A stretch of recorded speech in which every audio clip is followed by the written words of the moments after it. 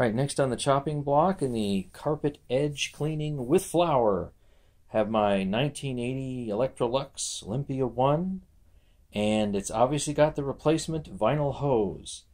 I've got about 75 CFM at the nozzle, so let's see what this classic Lux can do.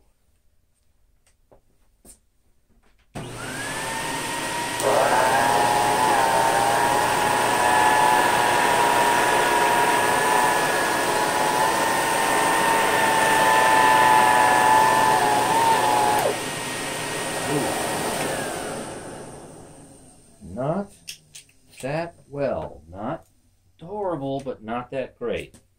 And just so you know, this has air guides on both sides. And obviously the airflow comes from the middle. So this doesn't get that good a grade. Let's take this board out and see what we have. Yeah, it's got that little line there. How about that? Tell you what, while we're here, I have to prepare for the next test anyway. Let's use the Lux and see if we can't get up that line.